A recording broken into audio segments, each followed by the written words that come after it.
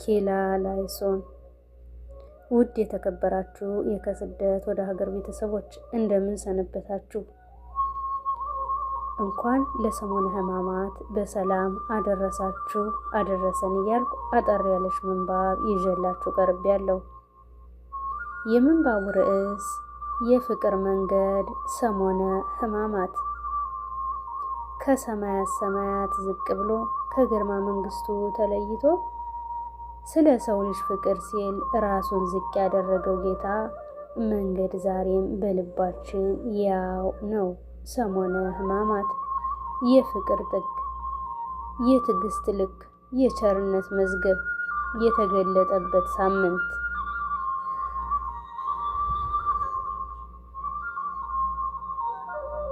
መንገዱ የመጀመሪያው በሆሳና ዝማሬ ሳይሆን በዚያ በታላቅ ትህትና ነው። ጌታ የደቀ መዛሙርቱን እግር ሲያጥብ የዓለሙን ጌታ በትህትና ተንበርክኮ ስናየው ትዕቢታችንን ይሰብራል፣ ኩራታችንን ይረግፋል። እኔ ጌታና መምህር ስሆን እግራችሁን ካጠብኩ እናንተ ደግሞ እርስ በርሳችሁ ትታጠቡ ዘንድ ይገባችኋል የሚለውን ቃል በጆሮአችን ዛሬም ያስተጋባል።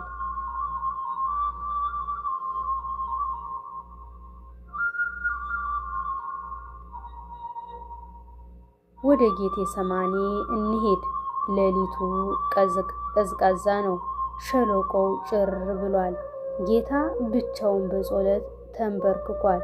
አባት ሆይ ቢቻልስ ይችን ጽዋ ከኔ ትለፍ፣ ነገር ግን የኔ ፍቃድ ሳይሆን ያንተ ፍቃድ ይሁን ሲል የነፍሱን ጭንቀት የሰውነቱን ድካም ሳይሆን ለእኛ ያለውን የማይለወጥ ፍቅር እናያለን።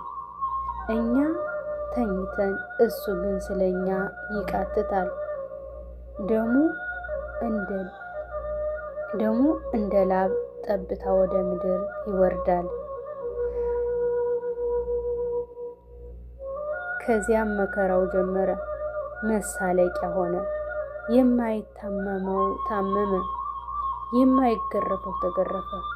ፊቱ ላይ ተፉበት፣ በዘንግ መቱት፣ በሾህ አክሊል ቀጁት። እያንዳንዱ ግርፋት፣ እያንዳንዱ ስድብና እንግልት ግን የአንድ ትልቅ ዓላማ አካል ነበር። እኛ እንድንፈወስ እርሱ ቆሰለልን፣ በሱ ቁስል እኛ ተፈወስን። ቀራንዮ የሞት የሕይወት መገኛ። ያንን ከባድ መስቀል ተሸክሞ ወደ ኮረብታው ሲወጣ መሬቱ በእግሩ ስር እየተንቀጠቀጠች፣ ፀሐይ ብርሃኗን ልትሰጥ እየተሳቀቀች፣ እሱ ግን ጸጥ ብሎ ይጓዛል። እንደ በግ ወደ መታረድ ተነዳ። በፊቱም ስላልተናገረ አፉን አልከፈተም። የአምላክ ቸርነቱ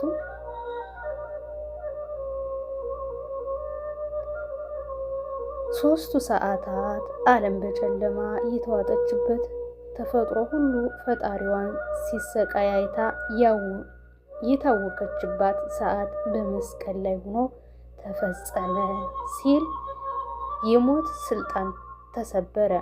ያ ፍቅር ማህተም ለዘላለም ተረጋገጠ።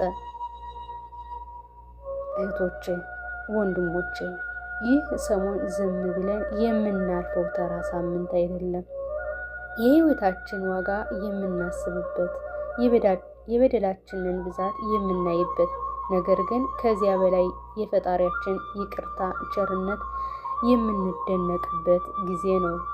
በጾም በጸሎት በስግደት ስናሳልፈው፣ ቁስሉን እያሰብን ስናለቅስ፣ የስቃይ ለእኛ ሰላም፣ ያሞት ለእኛ ህይወት እንደሆን እንረዳለን።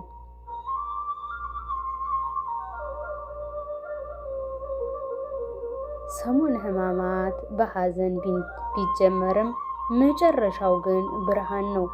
ከሞት በኋላ ህይወት እንዳለ፣ ከመከራ በኋላ ደስታ አለ ያስተምራል። በደሙ ቀድሶ በሕማሙ ፈውሶ ለብርሃነ ትንሣኤው በሰላም ያድርሰን ያድርሳችሁ። አሜን። ወስብሐት ለእግዚአብሔር ወለወላዲቱ ድንግል ወለመስቀሉ ክቡር። ይቆየን።